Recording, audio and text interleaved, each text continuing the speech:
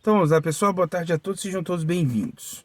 Olha só, antes de iniciar o conteúdo de hoje, eu gostaria aqui de fazer uma pequena retratação. É o seguinte, no vídeo de ontem, onde eu estava fazendo o meu comentário a respeito dos episódios lamentáveis do Bolsonaro lá em Aparecida, né, a tentativa dele, né, tomar aquele evento para si, eu acabei colocando a manifestação de um deputado bolsonarista, imaginando que aquela manifestação ela ocorreu ontem. E aí que é a retratação. A manifestação desse deputado foi na celebração de Aparecida de 2021, onde o mesmo bispo, né, arcebispo, aliás, ele, em seu discurso, ele repetiu. Na verdade, ele repetiu esse ano, ele tinha falado no ano passado aquele lance lá do Pátria Amada, Pátria Amada. E eu imaginando, né, porque pelo fato do deputado ter falado isso, eu imaginei que foi ontem, né? Chegou até a mim como se tivesse sido uma manifestação de ontem, na tentativa ali de casar, fazer a associação e isso somar com a zicagem que eu tô fazendo aqui no Bolsonaro, que todo mundo sabe, quem me acompanha sabe, que eu tô assim num sentimento de culpa tamanho, não é ressentimento não. Tem gente que fala que é ressentimento, é culpa mesmo, culpa de ter sido, de ter feito parte da criação desse monstro e nós vamos ajudar a destruir esse monstro sim, só que com a verdade. Né? Se aqui nesse caso essa associação ela não existiu, eu estou aqui fazendo a retratação, mas de qualquer forma, o material ele ainda tem uma certa presteza para mostrar como é que esse pessoal é. Porque assim que eu soube que o discurso era de 2021, eu fui atrás para saber se existia ali uma notinha de retratação que fosse, tanto do Bolsonaro ou até mesmo do próprio deputado, e não existia. Então a coisa segue ainda como a opinião vigente ali da curriola do Bolsonaro. A única coisa que eu estou retratando é que a associação ela não existiu, beleza? Então tá, uma vez retratado aqui essa questão, vamos ao conteúdo de hoje, né? Que hoje a gente vai falar do nosso queridíssimo Paulo Musi, o influenciador e coach maromba que faz o maior sucesso aqui no YouTube, nas redes sociais de modo geral. Não apenas com o seu shape, mas também com o seu falatório. Ele é um cara que fala muito bem, tem uma boa confluência verbal, é um homem das ciências, ele é médico, ele é nutrólogo, ele trabalha com dietas, ele é coach de dietas e também de bodybuilder, né? E o que ocorre é o seguinte, de uns tempos para cá, né, os marombas começaram a se posicionar politicamente. Tem algo de errado nisso? Lógico que não. Eu só acho estranho eles começarem a se posicionar depois de, né, praticamente serem isentos de tributos relacionados à transação de produtos do universo maromba, suplemento, bainha de cereal, não sei o que, essas coisas aí, albumina, creatina, whey protein, tudo isso aí tá praticamente zero. Assim, os marombas, né, ou pessoas que trabalham com produto maromba, tá igual pastor, tá tipo zero imposto. É o Bolsa Maromba, assim, da forma mais genuína possível, né? Então, primeiro foi o Gorgonoide, começou aí, né, ficou puto com o Arthur aí, que o Arthur tá pregando o voto nulo. Como assim o voto nulo, gente? O Lula tá em primeiro lugar. O Lula tá em primeiro lugar, não vamos deixar isso não, vamos votar no Bolsonaro. Eu não quero perder minha bolsa maromba, né? Mas o Gorgonoide, ele fez ali de uma forma muito emocional e ninguém levou o Gorgonoide a sério. Assim, foi uma tentativa em vão.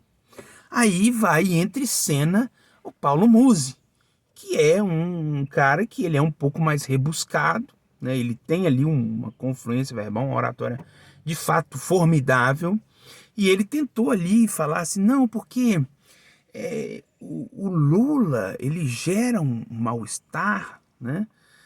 Mas é um mal-estar ético, né? Um mal-estar moral. Ao passo que o Bolsonaro, ele gera também essa inquietação, esse mal-estar, só que é uma questão estética. Né? Vocês não têm muito apreço, não gosta da forma como ele fala, da forma como ele se posiciona, ele fala muita merda, né, e tal, essas coisas. Ou seja, ele partiu para essa seara, assim, que é manjada, cara. Assim, isso só engana a gente incauta. Quem tá acompanhando a política todo dia e acompanha e vê e sabe muito bem que isso é um discurso falacioso, é uma mentira, gente. Essa ideia de que no governo Bolsonaro não houve escândalo de corrupção, algo que tivesse ali no campo ético também, que gerasse um mal-estar no campo ético, isso é uma falácia. É uma mentira, assim, um sonho de uma noite de verão. Tô até imitando o Collor. É mentira da Receita Federal. É mentira da Receita Federal. É uma pantomima. É um sonho de uma noite de verão. Mas é mentira mesmo, gente. Quem acompanha sabe que não. Eles ficam assim. Ah, mas se existe corrupção no Bolsonaro, cadê gente dele sendo presa? Gente sendo, né? O Queiroz foi preso. O ministro da Educação foi preso. Né? Os que não foram presos foram desligados ali para ir para a justiça comum. O Salles, por exemplo, é um exemplo, né? É um exemplo emblemático, né? Ele, né? Assim que o Saraiva viu ali que ele estava de fato facilitando para madeireiro ilegal, né? Fazer ali um desmatamento sem precedentes ali na Amazônia. Ele juntou a papelada, mandou para a PGR mandou para o STF pedindo para investigar e até, se for o caso, prender o Ricardo Salles. E aí o Bolsonaro exonerou para ir para a Justiça Comum, e na Justiça Comum eles têm lá seus recursos, a barrigada, né, a barrigada jurídica, inúmeros recursos que pode atrasar, tornar moroso o processo. E aí dá tempo dele candidatar, tal, ganhar foro privilegiado de novo, aí na qualidade de um senador, né, no caso. Ou seja, tem que ser muito incauto mesmo para não sacar que o governo Bolsonaro está putrefando também em escândalos de corrupção. Tem que ser muito incauto. Né? Essa é a constatação possível se chegar sendo verdadeiro na análise. Ademais, né, senhor Paulo Musi, eu sei que você não vai assistir esse vídeo, mas vai que algum dia, né, você possa assistir. Foi o próprio Bolsonaro que disse que se ele não vencer essas eleições, ele ia acabar sendo preso. Né, porque ele sabe muito bem que no governo dele está recheado de escândalos de corrupção envolvendo não apenas ele, como seus filhos e os seus ministros. Isso não é nenhuma novidade, cara. Então você tá assim... Você está tratando os seus seguidores, Paulo Musi, como se fosse gado. Né? Ao imaginar que você, né, você deve pensar assim, olha, ninguém está sabendo desse negócio da Bolsa Maromba, não. Deixa eu defender o Bolsonaro aqui, imaginando que eu estou aqui, né, sendo uma pessoa à parte dessa picuinha aí, dessa polarização política, e aí a minha opinião ela seria mais isenta, né? Se não tivesse o Bolsa Maromba, cara, talvez eu ia até ficar assim. Será, velho? Será? Porque, né? Não tem escândalo de corrupção, ninguém do Bolsonaro foi preso, né? O ministro lá da Educação não foi preso, não. É sonho de uma noite de verão, sabe? É triste, cara, é triste. A gente sabe muito bem que quem tem poder, cara, demora pra justiça garfar. Eles têm inúmeros recursos, o próprio fato deles estarem participando do poder, eles têm como tornar o processo extremamente lento, né? E é isso que esse pessoal faz. Até mesmo na época do PT lá, o Mensalão. O Mensalão foi denunciado em 2006, gente. 2005, aliás. Foi julgado em 2012. Ou seja, 7 anos depois. 7 anos depois que o Roberto Jefferson foi lá, né, e começou a falar do Dirceu, né? Que o Dirceu desperta nele os seus instintos mais primitivos. Aquilo ali foi um espetáculo, né? Para quem gostava de acompanhar. Eu era muito novo na época, mas eu lembro muito bem da empolgação de analistas, né? Classe falante na época. Foi quase que 7 anos aí com as pessoas ainda em dúvida, né? Será que realmente houve corrupção no governo do PT? Então, aí depois teve martelo batido, né? O Dirceu, né, foi o operador do Mensalão, teve a sua condenação reforçada recentemente, né? Reafirmada, né? O caso do Lula, você tentar associar o Lula ao mensalão é só por uma questão subjetiva, né?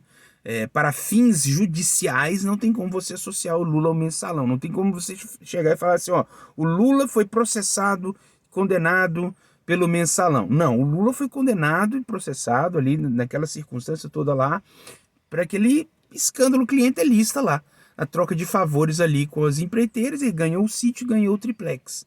Essa é a corrupção do Lula, né?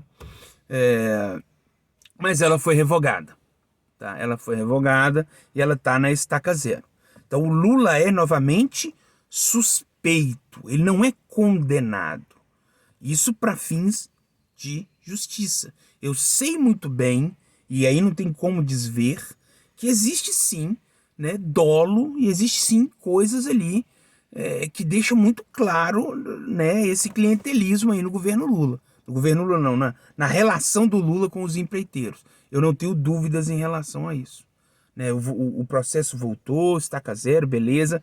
Foi um grande trunfo ali para a defesa do Lula, um prato cheio para a defesa do Lula, a Vaza Jato, deixou claro que o Moro foi imparcial, né, deixou bastante claro, e aí não tem jeito, gente. Aí não tem jeito. Aí a coisa ela é anulada mesmo, que o processo passa a ficar maculado. Talvez o que levou as cortes recursais, instâncias superiores, chancelarem aquela condenação do Moro foi a forma como ele estruturou aquilo ali e aquele processo todo maculado, uma vez que ele estava praticamente sendo um regente ali. Não existia por parte dos procuradores, da força-tarefa, a própria convicção na forma de investigar. Ele foi guiado ali, o Moro fez deles um fio condutor, né? E assim foi feito, né? Então, se ficou provado, meu amigo, que houve ali né, que o Lula acabou sendo vítima de lawfare, então essa galera aí vai ter que engolir, né? Vai ter que engolir. Enquanto não tiver um martelo batido, não tem como você afirmar, para fins judiciais. Mas o nosso querido Paulo Musi quer fazer os seguidores dele de trouxa e passar a mensagem de que o Bolsonaro é um santo, de que o Bolsonaro ele é julgado pelas coisas que ele fala, né? Eu acho, cara, que o Bolsonaro, ele no final das contas, ele rouba a cena demais com essa coisa dele ser, sabe, antidecoro, antiliturgia do cargo, né? Antilógica, anticiência, né? Que isso rouba a cena até dos crimes que ocorreram no seu governo. Mas o Paulo Musi está lá, querendo te fazer você imaginar que o Bolsonaro é um santo. Ele só é um cara meio desajeitado, desbocado, né? Mas não engana não. Não engana não. E o Brasil já entendeu esse recado. E dia 30 vai ter Picanha Fest. Ficamos por aqui até o próximo vídeo.